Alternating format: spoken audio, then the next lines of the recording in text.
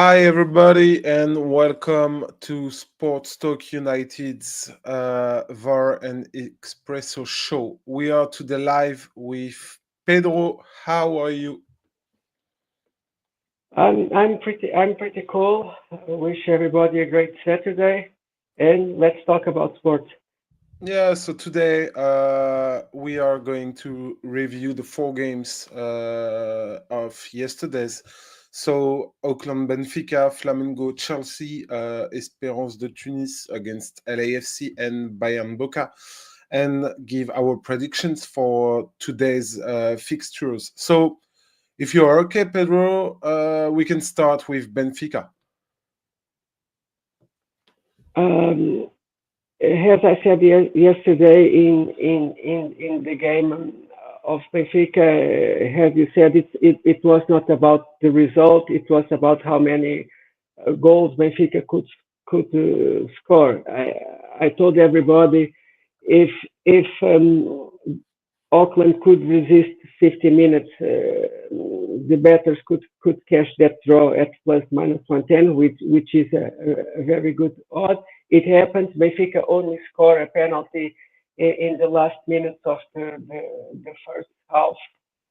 I think it was hot and humid, and Auckland defending with three bunches behind didn't pass the midfield, just shoot the ball to the other side, and it's complicated. It's complicated to watch a match like this. It's not so interesting. I wish I could see a goal from Auckland and Benfica won by a margin of 6 goals, and now just need a draw, against Bayern because Bayern is already qualified. He will play with rotation, so I think Benfica have a real possibility to go through. What do you think?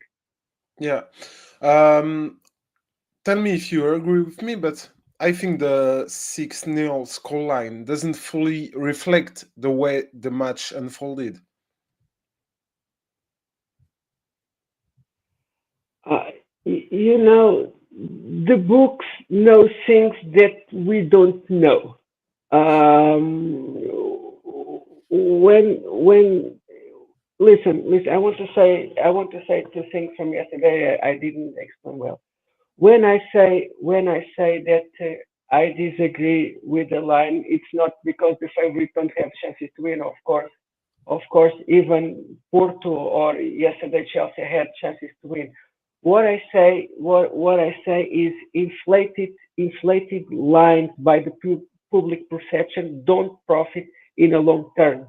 And that's Yeah. when that happens, I advise to take the other side, to take the handicap with goals or both teams to score. It's also, in a long term perspective, a more profitable play. Uh, but FIFA make these tournaments with teams from different continents, so broad teams, they are not even professional. They don't do this for a living. For example, the goalkeeper of Auckland is a kid in the school with 20 years old, and you see the difference of level in those Yeah. games, of course. But by the way, we can note that Auckland goalkeeper, whose name is Nathan Guerrero, put in a fine, really fine performance yesterday. He made, I think, 9 or 10 saves against Benfica. And can you explain to me why there was so much tension between Bruno Lage and Orkun Kukçu when he was substitute? Um, what the coach said to the press, it was an isolated episode. Okay. Uh, we are in the holidays. The market is moving. For example, the media say that Carreras is going to Real Madrid. Yeah. Okay, it's a business to be confirmed after the tournament. Nowadays, the managers and his staff, they have power to conditionate the behavior of the players. For example, I tell you, for my team Sporting, Victor Gyökeres, it's the soap opera of the summer transfers. First we talk about Arsenal, now we talk about Juventus, and what is happening in this type of situations is that the manager, the lawyers, and the staff, they come outside saying things, rumors, conditioning the players. I don't know. The players are tired. The Yeah. players want holidays, and let's see if was an isolated episode or there's something that we don't know about the future of the player. Yeah, I think. Talking about this Group C, we can now jump on the Bayern versus Boca Juniors game, which has been played in the night here in Europe. Do you have something to say about it? Yeah, what I say from day one is that all the Brazilian teams are strong. You know, Palmeiras, Flamengo, and Botafogo are good teams. They have really good chances to be qualified. They are playing a good football, rotating the ball, shooting to the target, fighting for the result. And yesterday, Bayern had to sweat to grab the victory. Yeah, because in my opinion, the most memorable moment of the match was, and it can be paradoxal, but Montiel's solitary goal. He hadn't had many opportunities to shine and to showcase his quality. Oh, Hey, hey Sean, how's it going? how are you? Oh, good, good. Had some plans change with the wrestling, so Okay, we were just talking about Bayern versus Boca Juniors game, with the victory of Bayern Munich on the line with Michael Oli's late goal, and Montiel real fit because, as I was saying just before he joined, he hadn't had many opportunities to showcase his quality before that, but he did just that by unraveling Bayern's defense. What did you think about that game? I, I mean, I posted on X sometime in the first 10 minutes. Michael Elise is a, I mean, he's a monster, and he's really. Uh, did he end up winning? Was he Player of the Year this year in the Bundesliga? I forget who No, I don't think. I will. he changed the whole. I think he's changed the dynamic of the team. And Yeah, look, Crystal Palace, when he was there, top team, and they ended up winning the cup this year. But he's gone to Bayern, and he makes this team so much more dangerous. yeah, And he's really really good and changed the game. He won the game for him, in what was a tough match. I mean, both teams and Boca played well. It was a very, very interesting match to watch. Bayern just has that little bit of extra class.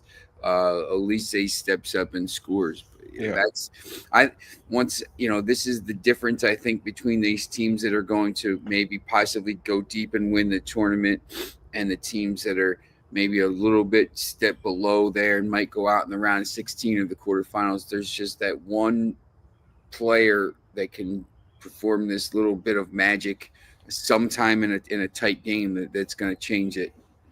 yeah. And it was Harry Kane who was named Bundesliga's best player of the year in May. We can also talk about the fact that even if they lost, Boca still have the chance to qualify. But for that, they would have to wait for Bayern to beat Benfica and win by a margin of 7 goals against Auckland. Is it possible? What do you think, Pedro? I think Benfica has more chances to get a draw against Bayern Munich because Bayern Munich is already qualified. If they put rotation, if the motivation it's not on the peak, if Benfica defend well, if Benfica can score a goal, because Boca will score the goals they want. They have an aggressive team. They have firepower. I think they don't wait 45 minutes as Benfica. I think in the first 15 minutes they score a goal and they open the book. But let's see what happens. Yeah, and we can also note that Jamal Musiala came off injured after having replacing Serge Gnabry, but following what the press says, it seems that this was just a precautionary measure. So it could be here for the Benfica game. Yeah, I think it's interesting to see maybe if they hold him out or if they try if they try to risk him. If they're losing maybe in the second half, maybe they risk him or whatever. Yeah, They're already qualified, but yeah, yeah. interesting to see how that happens. So now we can jump on the Group D with Flamengo and Chelsea and Espérance de Tunis against LAFC. So maybe the most surprising result was the Flamengo beating Chelsea yesterday. Yeah, I mean, you see another match that was in Philly. Chelsea took the lead, and then in the second half, Flamengo gets those two goals, basically mirror images of each other, about 3 minutes apart, 62nd and 65th minute, and then Nicholas Jackson has the meltdown, a red card. Just I don't know what you're thinking there. And from that Yeah, point on, there's no, Flamengo is winning the match. I know Chelsea tries to do it, but Flamengo was already in control there, and you just figured that it was only a matter of time before they got their third, and Wallace Shawn got that in the 83rd minute. But Flamengo played really well. The South American teams, in specific, the Brazilian teams here have been fantastic. And I think now, Chelsea, even if they go through, they're going to have to play, somebody that wins the group because, Flamengo's probably going to win this group now. Flamengo has a chance to be the team that, plays a second place team in the round of 16 and is going to be one of these danger teams for these other squads to play. But this is when you talk about Chelsea and what Chelsea was last year. When the first half of the season, or I didn't even know when it was. It was close to Boxing Day around there. I mean, they played really well. They were one of the surprise teams in the league, and then they're playing in the Conference League. They're doing well in the Premier League, and then all of a sudden, for like 3 or 4 months, they were awful. They didn't have the guy up top, and they just lost their way. And then at the end of the season, they kind of turned it back on to finish in the top four, to finish in the Champions League spots, to win the Conference League. But they're just all over the place. Cole Palmer, in those games, kind of he wasn't a factor. They're really, really. I don't know if it's because they're young and they have so many players and they're switching and they don't have maybe a clear identity, but I just can't figure this team out. It's a really, really, they should be one of the favorites in this competition, but then they have a game like this. And here's the other thing. I mean, I guess they play match day 3 will play Tunis. yeah. Now Tunis, hey, if Tunis gets a result, if they win the match, so Chelsea's put themselves in a position here where they're playing a team that they should have no problem with, and it's going to be a scrap now. Yeah. And the final. Yeah, Tunis and their fans, and Yeah, and now it's going to be you just put yourself in an awful position. Now you got to play, and now you got to give all this energy next week in America. I know in Philadelphia next week it's going to be 100 Fahrenheit, about 40 degrees, and with about 95% humidity. It's going to feel in Philadelphia like it's 43 Celsius, about 110. The sweat just, it doesn't evaporate from your body. You're just soaked, yeah, right? And you're going yeah, to be playing a game where you should, and it's going to be, they're going to be at a little bit of a break because it'll be 9 o'clock at night, but it'll still be brutal. Like the humidity will be brutal, um, where you have to give all this effort, and you should have been, basically free and clear, even if you draw, and you just melt it down. So I just don't know what to think about Chelsea anymore. yeah. But talking about Chelsea's game last night, it was really strange to see them exploded in less than 10 minutes because I think Flamengo equalized during the 62nd minutes, then scored another 2 or 3 minutes later, and then Jackson's were excluded from the game. 68. Yeah, it Yeah, happened. It happened in 5 or 6 minutes. yeah, It just yeah. imploded. It's kind of incredible for a team like Chelsea. As you said, they are young, but they are also playing in the best championship in the world. So Mhm. they should be prepared to this kind of situation, and it's strange to see that. And if we can talk about what has been good for Chelsea. We can talk about Pedro Neto, sorry, who scored his second goal in 2 games. And just to for you to know, it's the first time since he joined Chelsea that he scores back-to-back goals with the Blues. So, and you, Pedro, what do you think about Pedro Neto? Yeah, yes, yesterday in the show when you asked me, I said just bet both teams to score yes because the books are giving me a -1 and odd, telling me that the Flamengo cannot score. I told you he can score. He will score. And what I saw yesterday is.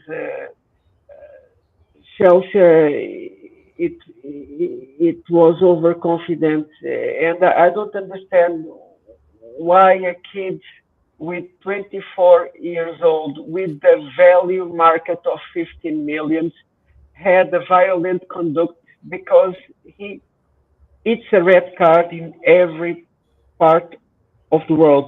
When you hit your opponent with no intention to play the ball, it's only in the intention to hurt your opponent. You know that you are buying a red card.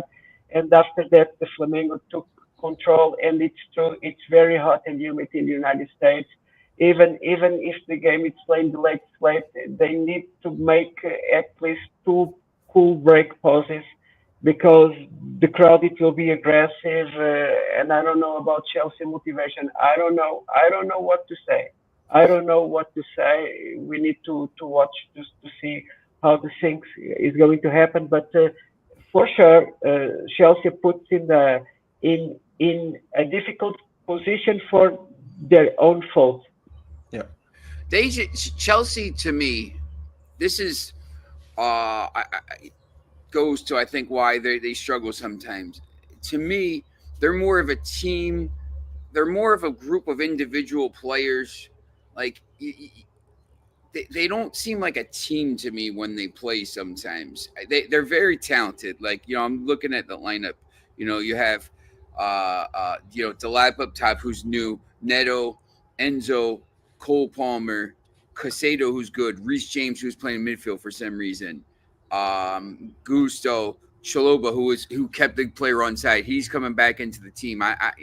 They're, they're these players, and they signed a lot of players. You got Nicholas yeah, Jackson came on, and he was on for 3 minutes.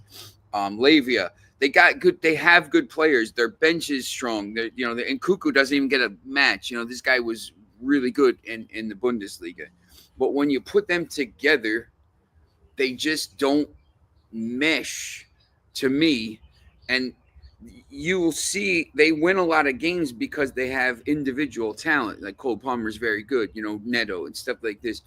But as a team, there's Flamengo plays as a team. You know, Manchester City plays as a team. Liverpool probably a good example of that because I didn't think they were. They're not the most talented team in the Premier League, but they play as a team Yeah. more so. And I just think Chelsea, when you have these, they're like this. They're all over the place because they don't. There's too many players. Like their squad is too big. They have too many of these guys. They keep bringing in players. They keep spending money on this. They spend, they bring Chalobah back. They bring this. They had Badiashile who plays and then he's out of the lineup. They have, this guy who plays and then he's out of the lineup for a month and then he's back in and then he's back out. Like there's never any consistency. And I think that's why you get these results from them every once in a while, even though they're hyper talented.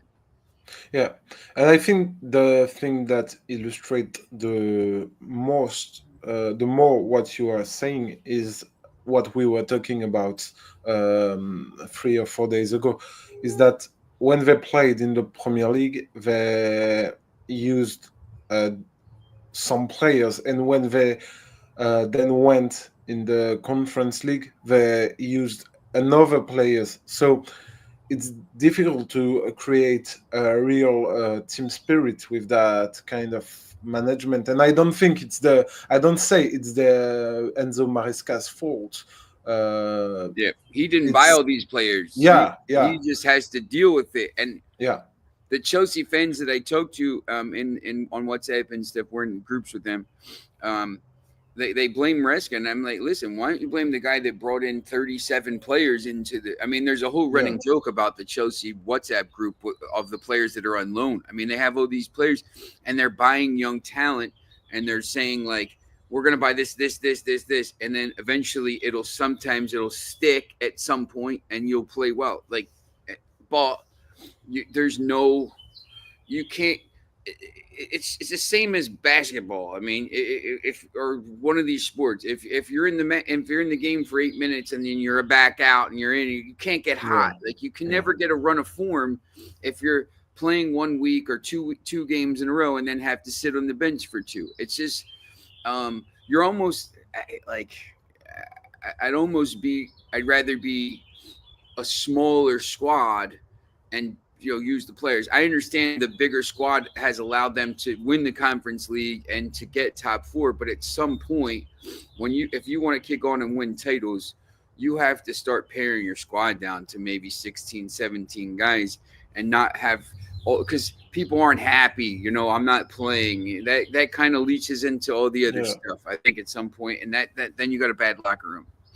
And it's difficult for the coach to explain that to his players, and I think that's why, in my opinion, having a group of between 23 and 25 players is the best thing. Like it's in the official competitions, you can't have 50 players in your squad because it would be unfair. But there is a reason why this rule is in place. I think. Yes. And if we continue with this Group C, with the Group D, sorry, the last match was Espérance de Tunis against LAFC, and I think it was played in Nashville, if I'm not mistaken. Yes, Nashville. Once again, I mean, if you, Pedro or Leo, if you ever come over to America and you want to go to a place that's, it's Nashville is like the country music, and it's where they tape a lot of they record a lot of music, but it's a really cool young person town. There's a whole section of bars and restaurants and stuff like this. It's a really, really cool place. And I said yesterday, I was pretty happy for the Tunisian fans to be able to go there because I'm sure they had the place rocking. And behind it was great to see. I mean, look, there wasn't that many people at the match, but the Tunisian fans were great, and I was really happy they won the match. Yeah. Yeah, Nashville and in general Tennessee. In France, some old singer always referred to the city with rocking music and everything. Yep. So that's why we Tennessee is known in France. Um, if we can talk about this game, it was full of drama because, especially with the penalty kick saved at the very last minute of the game, and that sealed LAFC elimination, and it gave Esperance the opportunity to qualify to the next round if they made a good result against Chelsea. Pedro, you want to talk about that penalty save there in 90+9? I mean, you don't get much more dramatic than that. Yes, I want to ask for you guys one thing first. In my opinion, the referees are signing too much penalties.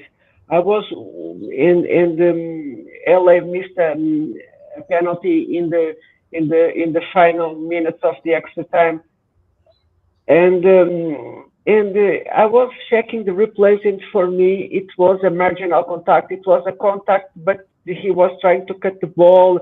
I think the forward took advantage of it. What's your opinion, guys? Marginal contact or penalty on that specific play? Shen, I let you go with that. It's that late in the match too. I think you almost have to stab somebody or something like that to give a pay. It's I don't know. I guess it's the way they're going with these calls now, but you kind of want them to maybe not call that, but they to then to again give the call, and then you're sitting there, stoppage time is already over, and the keeper dives and saves it. It changes the whole. I mean, obviously, it changes the whole group now. But this is one of the once again we talk about how Chelsea's got to play the Esperance now. This team is on a high now. Like they ended up those kind of things change tournaments and change games. And Yeah. look, Esperance not winning the tournament, but now it's one of the moments of the tournament when you look back. But I think you know. I don't know. Maybe you could let that go, but I don't know, Leo, if you thought it was a penalty or not. But Uh, honestly, I don't really have. I think it's not. Yeah, it's not a it's possible. scandal. Yeah, it's not a scandal. Perfect. I didn't find the word. Yeah, it's not a scandal. It was like we were talking yesterday about the Gabriel Vegas red card for Palmeiras. I don't think it was a scandal, and I think it is the same here. But if we are back to the game, in my opinion, it was a pleasant game, a hard fought, evenly balanced match between two teams who were underdogs in their group. I really liked the performance of Youssef Belaili. He's truly a great player with technical ability above a lot of his peers. He's a fantastic player, and his career doesn't really reflect on his talent. So I think he will be again a key player against Chelsea if Esperance expect to win this game. Here, you know what I think is interesting. I live in America, obviously, and I'm not. Look, if I'll go to an MLS match, I'll cover some. Yeah. I'm not. I don't have a team. I'm Manchester United fan. I don't care. I'm not particularly care about any of the teams here. I'll go to a match. It's fun. I went to a bunch of Red Bull matches, but I constantly hear the fans. I wrote a story 10 years ago with my buddy Emmett Austin, who played. Went to college with me, then played overseas for a little bit, and now he owns about 10 hotels, and he's a business magnate. And he said, I asked him what the level of the MLS was. This is 10 years ago, and he said it's like the Conference League in England. And he had played for West Ham United reserves and down in the lower leagues a little bit. And the hate mail that I got from this thing was like, it was off the charts. They're like, how dare you say this? How dare you say this? And of late, I've always said that the MLS, like the top tier teams in the MLS, like you see, Inter Miami, because they have, Barcelona basically. Yeah. Is now probably to the level where they can beat some of these teams. It's probably, if Inter Miami was in the Premier League, they'd probably struggle because they're older. But maybe if they're in the championship, they do well. The top of the MLS is playing here, maybe in the championship. The rest of it is probably like League One, high League One in England. Maybe League Two in France, something like this, Ligue 2, and but you get to see this now. You see LAFC and playing against the team, Esperance from Tunis, who obviously would struggle in, the Premier League and some of these leagues, but, one of the best teams in Africa. So you get to kind of see the actual level of these MLS teams here. And there's not like there's not like an argument now. Like, listen, LAFC is on this level, probably with like the best teams in Africa, North Africa, best teams in, maybe best teams in Asia.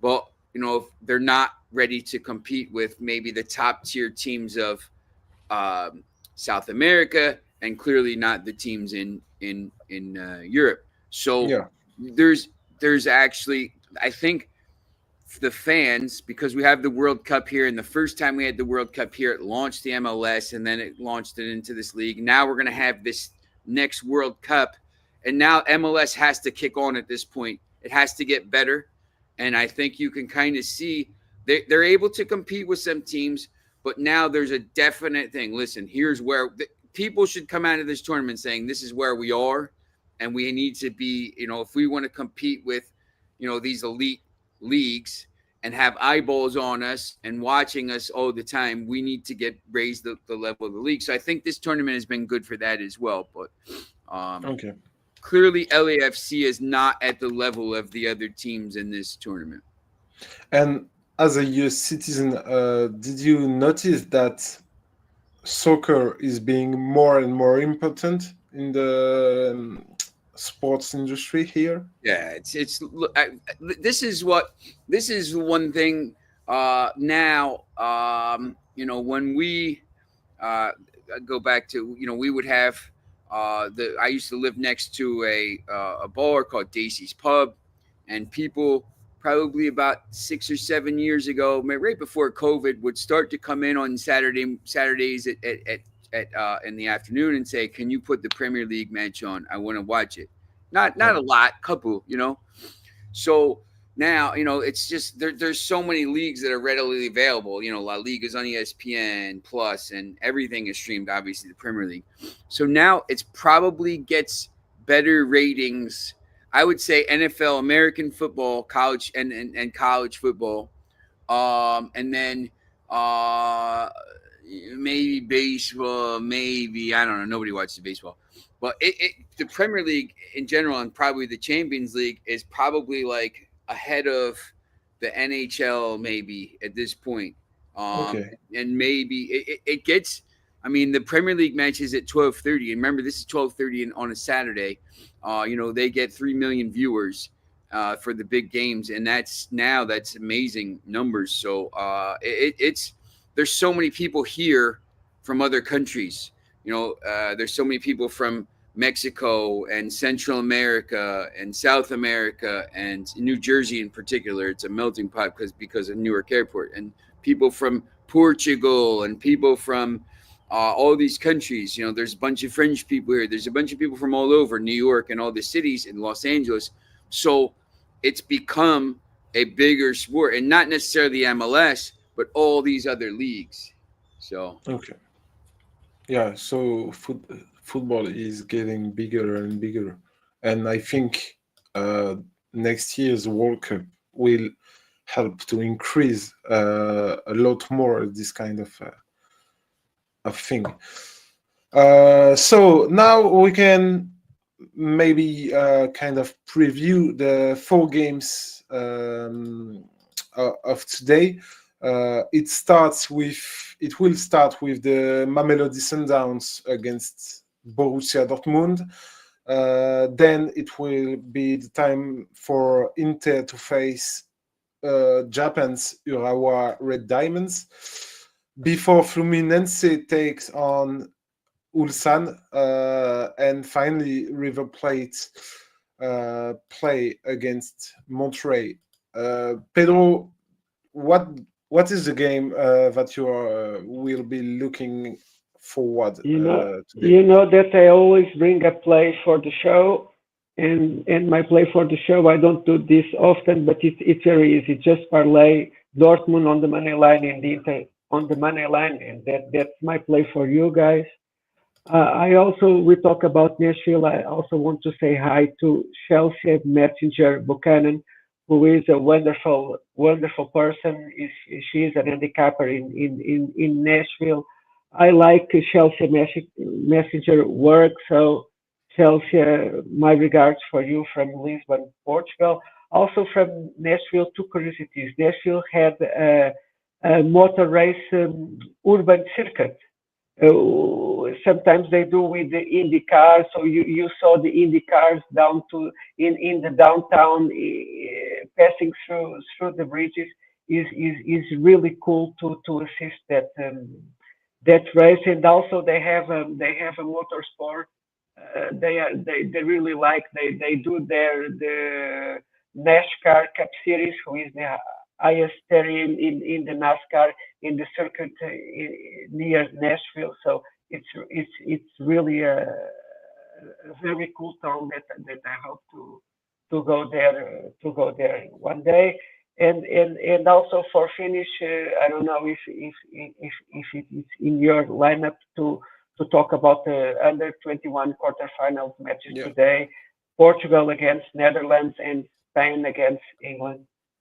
yeah. What are your prediction for the Portugal's game?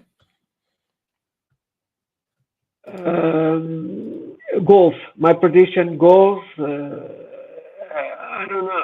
It will be not so easy as people expected. I think it's 50% chances for both teams. This is not the golden generation of Portugal. For me, Okay, the golden generation for Portugal is the generation of 2000, the generation of Figo and Rui Costa and João Pinto and Vitor Bahia. That was the golden generation, in my opinion.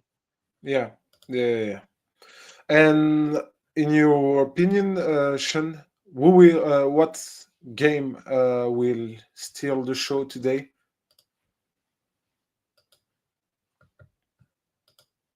Oh, you are mute. yeah, sorry, I was somebody called me between the U21s or at this Oh, tournament. at the Club World Cup, and Club then World Cup. yeah, I think River Plate, Monterrey, probably. The late match. It's always these late matches yeah, that are interesting. And just 12, 3, 6, and 9 are going to be the times for the World Cup next year. I think that's why they're doing these games. Maybe unless they change the 10, 1, 4, and 7. But I think that these times are going to be 12, 3, 6, and 9 for next year. But I'm also a little interested. I mean, I think it's a weird day of matches. Not a lot of big clubs or whatever. Dortmund, whatever. The Mamelodi Sundowns Dortmund match, I think, could be interesting. We'll see how yeah, those two styles compete. But for me, if I'm talking, if you just ask me about one match, River Plate and Monterrey. Um, Once again, the Mexican teams. Look, it's going to be a war. They don't allow a lot of goals. They play a certain way. I think that match at night. It's where is it? It's at the Rose Bowl. There's going to be a big crowd. There's going to be a lot of people a lot of the Mexican fans are going to be there. Big crowd. It should be really interesting. Um, you know, the other ones I'm not as interested in. I probably won't get a chance to watch it. That's probably going to be the one match I'll definitely get to watch. Maybe the 6 o'clock match, but for me, I think River Plate Monterrey is probably the best match. Yeah. So just to remind, sorry, our viewers, if River Plate beats Monterrey, they will be qualified for the round of the round of 16. Sorry, with 6 points. And if Inter beats the Diamonds, they will be second with 4 points. So it will be then final between Inter and River Plate for the first place in the next round. And in the Group F, Mamelodi Sundowns, who beat Ulsan in the first round, can also be qualified today if they beat Dortmund. And Dortmund, if they lose and Fluminense wins against Ulsan, they can be third in the group. So it will be a harsh battle, I think, this group too. Foxy says Portugal U21 versus Netherlands U21, my favorite game for the day. Some talented gems on both sides like Valente and Quenda. Chelsea already signed Quenda and will probably ruin him. I agree with that 100%. They'll bring him in with all 700 other players they have and try to change him into, he's a wing back. They'll probably make him a winger or something like this. Yeah. Don't let him hang out with Mudryk. Yeah, Mudryk is now banned for 4 years. Banned for 4 years. It's incredible. And if we can have just a word on the European Championship, under 21 European Championship, we have to say that Portugal has certainly great talent. As Giovanni Kenda, Thiago Tomas, he's also a good player. But I think I would bet for the Netherlands. I really like their lineup, their experienced player. It will be a tough and really interesting game, in my opinion. The other thing too, Spain plays England in that tournament. Yeah, a rematch of the Euro final. At the senior level. So always a big battle when those two teams play. Yeah. In this game, I'm really looking forward to see Ethan Nwaneri plays because he's so talented, in my opinion. Do you have an opinion, Pedro, about the Spain versus England game?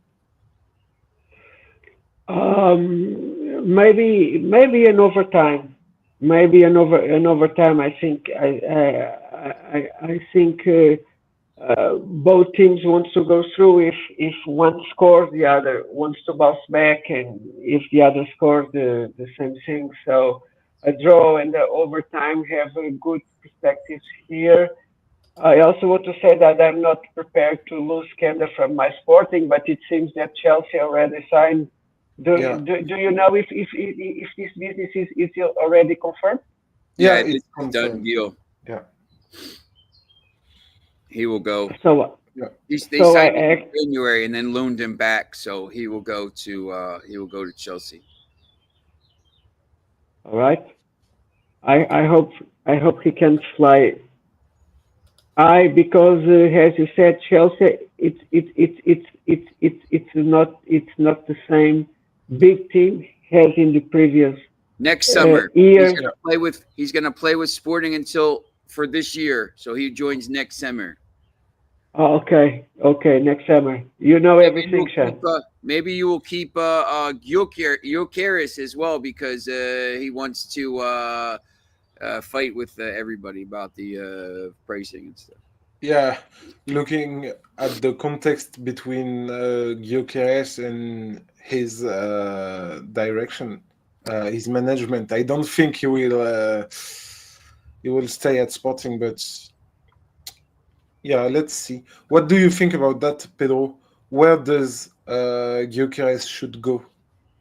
No. When Gyökeres extended the contract, the board of Sporting promised him he let him go for a lesser value than the rescission contract resolution contract. And now the issue is that it's that Gyökeres manager said that Sporting agreed to sell the player by 60 million plus 10 by objectives. And the president Varandas, the president from Sporting, said we never said that. We said that we can reduce the price to sell below the resolution contract, but not 60 million. But Leo, there is no condition to keep the player. The business will show up. Sporting is just waiting for the best offer, and now they talk about Juventus, who is also interesting to come to Lisbon to negotiate the player. Let's see, but he will not keep in Sporting for sure. Yeah, yeah. Okay, so I think everything has been said. So if you guys doesn't have something more to say, or do you want to add something? No, I think another interesting match day. I once again, people that have ripped this tournament aren't watching it. If you're Yeah, watching this tournament, you're not saying anything, negative about. Look, you talk about the tenants and all this stuff, but I don't think that's the narrative of the tournament. The narrative of this tournament has been like the play has been fantastic, and these games have been fantastic. Even the teams, even the games that people aren't interested in or whatever, they've been fantastic games, and I just happy to see that this is going well. And once again, when we get to the knockout stage, I think the level of play is going to go up. So it's been great. yeah, yeah. I agree. So thanks both of you to have joined us today. Thank you, Uh, Foxy, for coming on as well. Always, he's been a loyal Capital Sports Network watcher, and yeah, Pedro, he's also a big betting guy. Maybe we do a Foxy and Pedro South American European link up here on a betting show or something like this.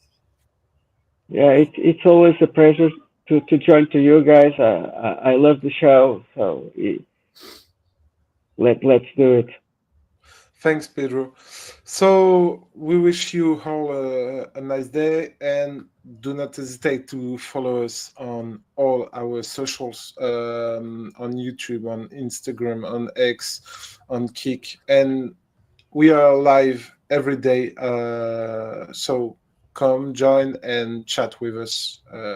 We are glad to answer you. So thanks and have a good day.